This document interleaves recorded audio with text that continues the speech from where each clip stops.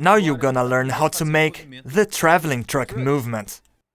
And this movement is also similar to the dolly one, but instead of going ahead and back, it goes from one side to the other.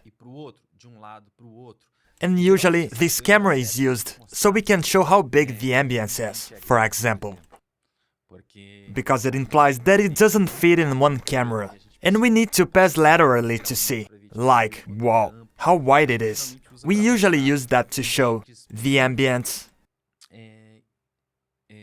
Very horizontal ambiences. For example, if you have a living, which is very... Well, there's the kitchen, there's the dining area, there's the living area, and there's still a hole in the apartment entrance. And you want to show that all at once. You start to use truck. So you just passed by each part of the apartment laterally.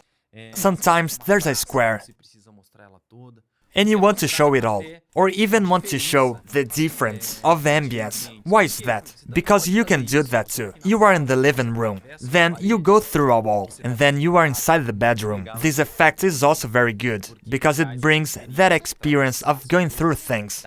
You can use that with the traveling truck movement. And for us to make it, it's also very simple, right? I'm gonna put it here. Come in here. Start here, for example, and then we can select the target and the camera, or again, you disable target. You disable the target of the camera, animate it in a linear way. Auto key, lock it here. Go to 100 and come until here. For example, alright, so when you see it, that's what you have, a truck movement, alright?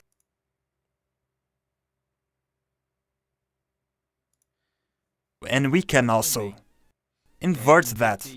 I'm just gonna show you one more time how it's possible to make that. You can change the 0, put it here on the back, take the last keyframe, put it on the beginning, take this one here, and put it here in 100. And then we're gonna have the opposite. Let me play it. And we go to the other side. But that's weird. Can you notice how weird it is?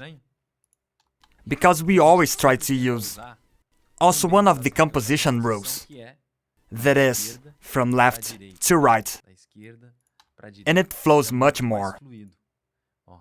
Even in the camera movement, from left to right. Be careful, because it's very fast for us to use.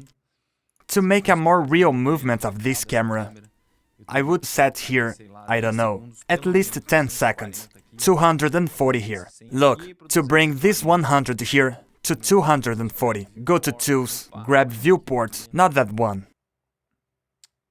Create a preview, 240. Let's see how it's gonna look.